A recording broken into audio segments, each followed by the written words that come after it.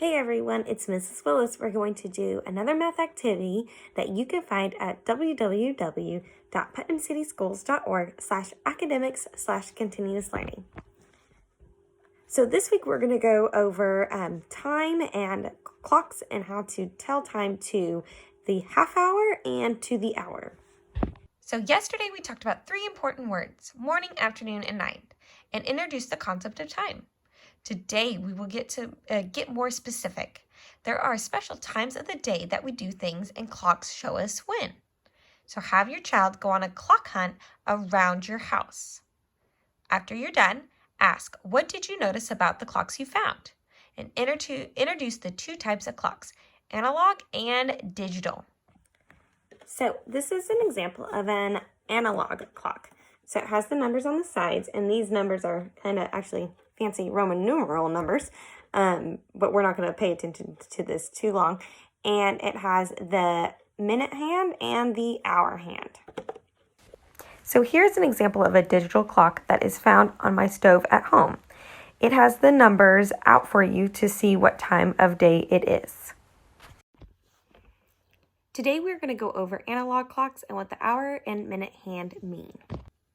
If you scroll all the way to the bottom, you'll find this page, which again, if you don't have a printer at home, that is okay. You guys can maybe draw out a clock of your own and cut it out, and also cut out or draw a minute hand, which is a little bit longer, and an hour hand, which is a little bit shorter. So here's my clock, and here's my minute hand, and here's my hour hand. If you guys have a brad or paper clips at home, you can clip it on to there like this in the center. If you don't, that's okay. I don't have one either, so I'm just going to be messing around with both of them. When something is o'clock, it means that it's the start of a new hour. And the minute hand, which is the longer one, tells us what minute it is of the day. It will always be on a 12 if it is o'clock, because that is the start of a new hour.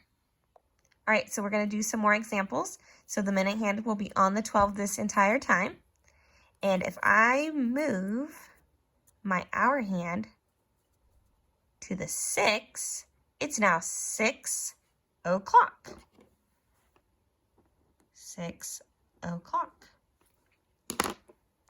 If I move my hour hand to the 9, it is 9 o'clock. 9 o'clock. If I move my hour hand on top of the minute hand, it's now, this one's a little bit tricky, so I can't even get it on there. It's now 12 o'clock. 12 o'clock.